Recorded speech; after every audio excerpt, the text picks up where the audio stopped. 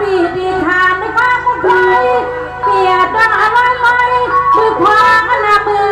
อันสำคัญ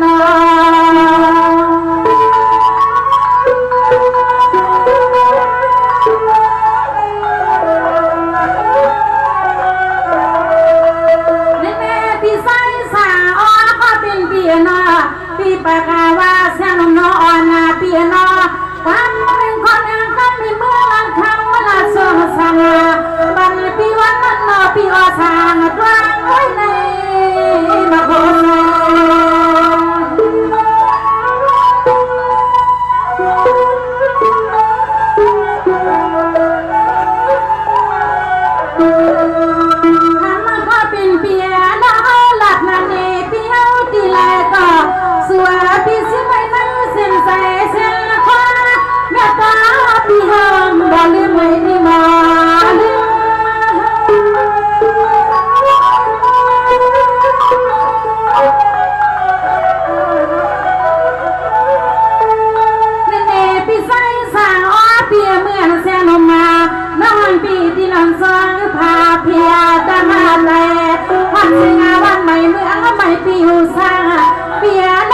ปีปากาวาวันข้างแห่งทีอีเสียงน้อยเปียใครกึดขอตามือสาว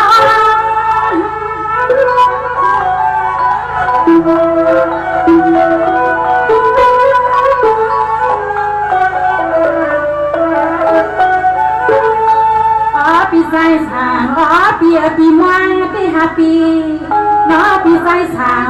เปียปีมังที่ฮาปีมังให้เสียงน้องมาเลยหันปีกินปีเช้าทั่วเมืองปีเฮาตกกันในปนอันตกอันมาปีอายันใหญ่ปีใส่สางปีนี้ว่าเมีย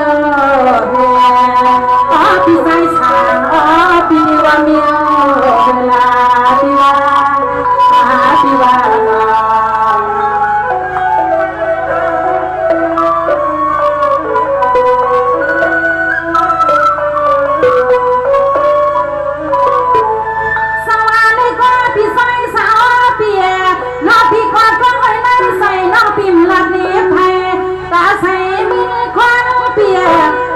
ปีมาหันวันกินเมืองนอนปีหาสิขา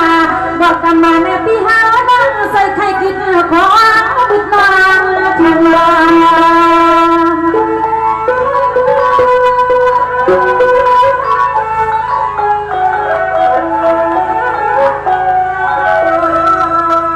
สมาปีใสสาง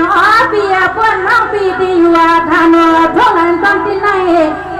สางเปียกวนเปียเลยเลือดไม่ตั้งฟังใส่พี่มีก็ฟังหาหน้าหัวใจพี่มีลูกมีก็ตัวหัวเขาพันตาวังใส่พันไว้เอาหน้าพี่เมียนไว้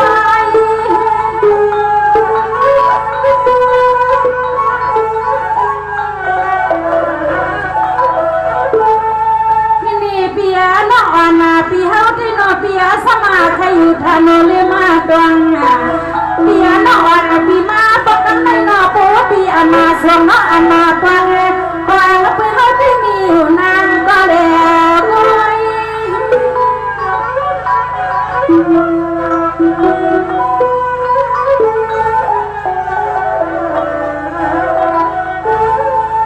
้ยก็เป็นเปียน้องผัวผ้าเมืองสาแลงก่อนน้องผ้าเมืองสาแลงปีใส่สางเปียน้องเขาแก่ก็มีเจ้าเงาเห็นปีป้าผ้าเลี้ยงเปียผ้าดุงอนุมาปะลุงหลักอนาทอมาทำก็เป็นเปียสาวเขาที่ก็ลุงนี้ลุงเมียนสายปีลังเปียเขาที่ก็ลุงนี้ลุงเมียนสายปีลังเปีย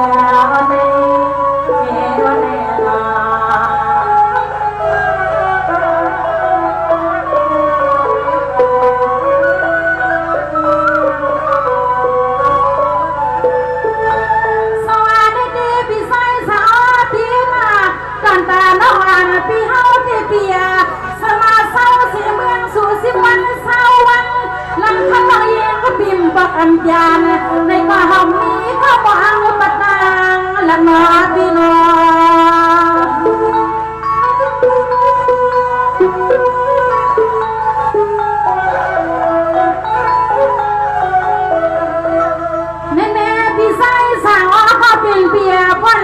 ปางอาสังบอกอาปิดนาเสียงอึดอัดโลกที่ห้องเนี่ยไม่ไทยยอดนะวันเสียงลมน้องอ่อนปีมาที่นันสว่างหรือพายุบปล่อยกอดมือทุ่งเมืองคำดีตัวรีบพวกขอพวกเลี้ยงวันสิไม่เมากว่าดีข้าเยี่ยมดีไรหนึ่งดีข้าเพื่อนดีไรหนึ่งในก้อนลูกน้องหอมตัวแรงพี่เบง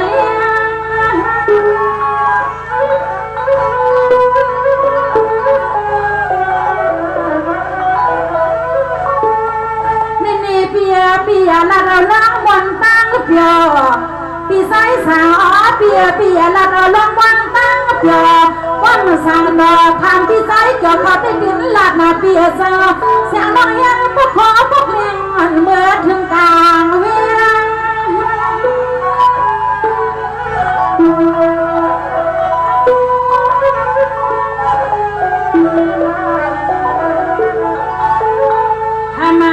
เป็นเปียโนน้องอาเมียวไม่ได้จัดดาเสียงเปียโนเลี้ยงปุ่นบังคอยเสียงหันสั่นลอยเสือตาหลับตาตัวนู้นนี่ลูกนี่ลูกยิงเป็นสอยตาลาตาดูมาเป็นใส่ปอปอเฮาตาย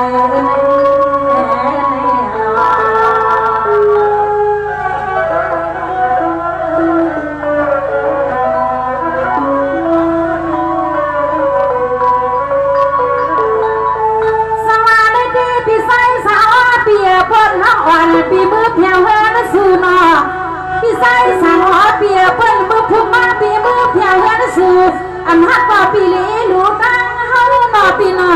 วันน้องปีมือหันตีเกียงในตันในเศร้าปีเฮาเฮาน้องอันปักอันเปียนยาใส่ก็ปีนปีดีวานางดีวานางดีอยู่นอปีนอ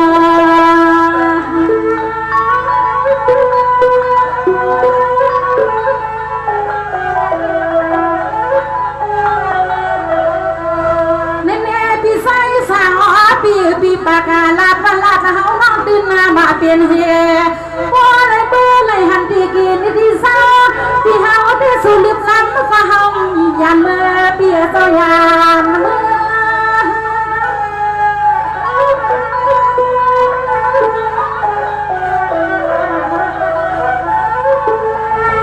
่อยุ่งแทงดัดน้อยก็เป็นเปียโนคือยุ่งแทงดัดน้อยก็เป็นเปียโนก็หนึ่งคนหนึ่งกันมา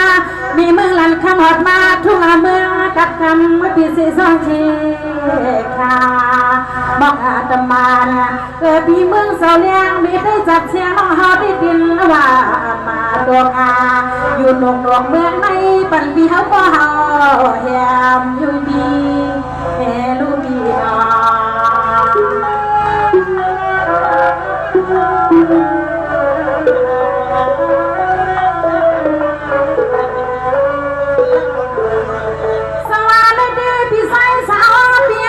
ปีลาบันสุนันนันอ๋อปียาปีใส่ละมังเฮาอาปีนาปียาปีใส่ละมังเฮาทำไมปีกินแล้วเมาเลยปียาบอกกำมันใส่ก็เป็นเปียน้องหอมหัดผ้าหัดเทียนนอปีนอ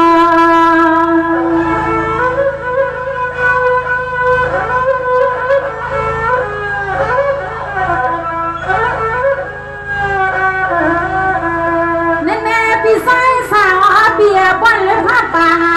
ทำมาสางสายก็เป็นเปียซอเล่าปีเมื่อบอกเขาสะดุ้งข้างสิริลวงเฮงว่าจื่อเสียงไม่เมื่อหลังทันวันมาทั่วเดือนเมื่อปีเฮาทำปีซองส่งเฮาน้ำเพียวเฮือนได้ปี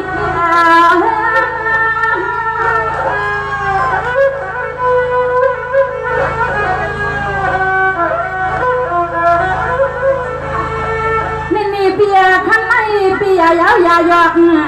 ปีใสสาวเปียขันไม่เปียยาวยาหยอกตลอดเปียเห็นความได้ขนาดเปียสาวเปียว่าควัดเป็นคนหนึ่งกำมันมัญญาตานอน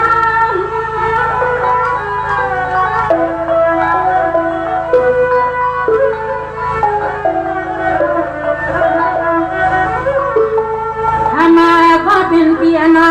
ฮาวาน้องยอนได้ปืนสูเปียยา พอเห็นไม่เป็นมาเมื่อกระปีผู้ปีไปเรียนเปลี่ยนละเอียดความเขาอยู่มานอำลินตาสู่ก็ทำแม่จอมสวงเขาเลยโปงานอ๋อปีใจสาอ๋อปีเศร้าซ้อมส่งเขาเลยโปงานก็ปี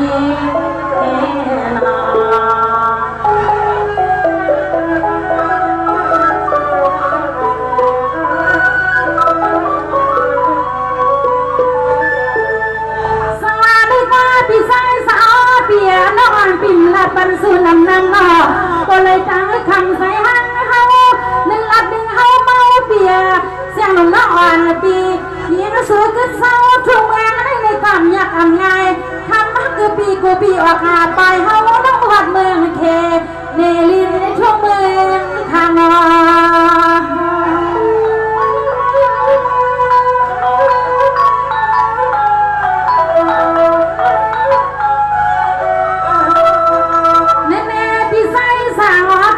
เปียจ้าน้องอาเมียมีมองความไปมีหามีพาฮาวาพี่กูเลยไอพี่น้องสาวเงินอันนั้นลองข้าวลองเงินลองความน้องเฮาส่งปันเล่าพี่ปันเล่า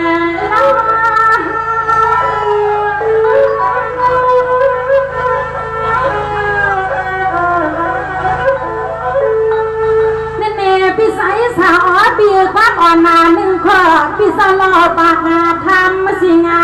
ยามันลักสิงาทำขึ้นให้นอเปียสาวสายพี่ทำน้องเอาไว้เห็นให้ป่านนี้มุ่งลันขมันสู่เมาพี่สุลามา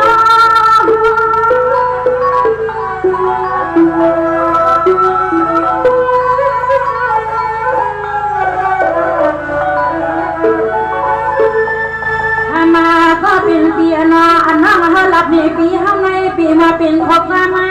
ก็ปีในปีปล่อยมาอันนั้นเขาหลับผ่านการเสพเป็นปีข้างในมันนั่งถือใส่ความเป็นความเลียนาบ่ปีอันเขาอยู่มานอันดึงตันกันก็คำก็เป็นปีอันนั้นเงินกาสินกาสวาได้หอมย้อนหาหกแสนเย้าปี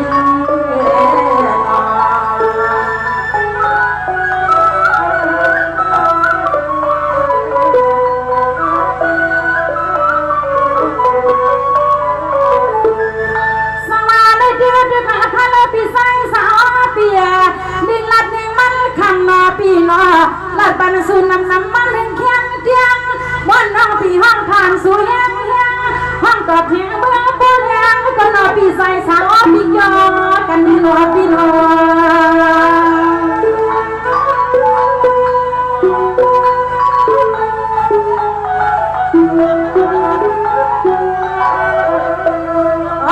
ปีก็เป็นเปียเศร้าสวาปีปัญหาลังตั้งทุกสวาปีเอาบุคคลสุมาพันให้เฮา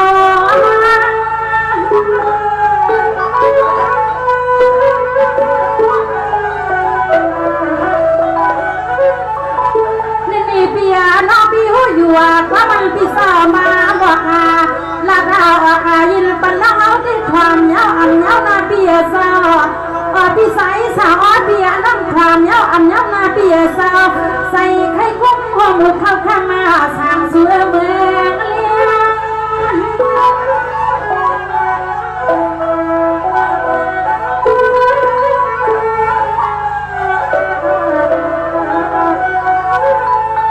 งมาก็เป็นเบียนามาบอกมาก็นอตาลีใครคิดนะตาหาดูที่ในน้ำในสายสางคุณปีเมืองไม่เอาปีหมอลัดเจ้าบ้างเขาที่ใส่หางเวทง่ายอยู่หายามาลัดสางว่าอันมาทางเกเลยนอนโดนน้องลัดเหนียวซึ่งก็อันมาทางเกเลยนอนโดนพี่น้อง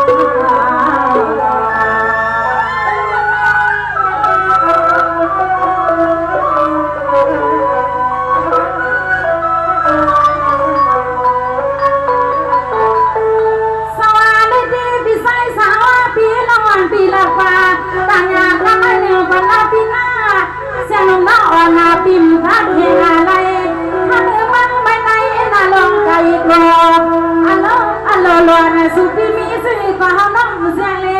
มันมุส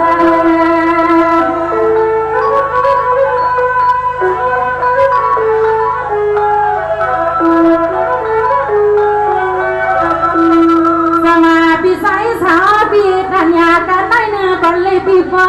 ในวันพระบางเฮเลียงใส่ผู้พี่รักเอาดี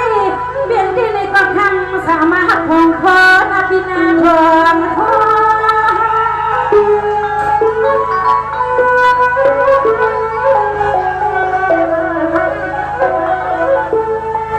มาข้อปีปีนอ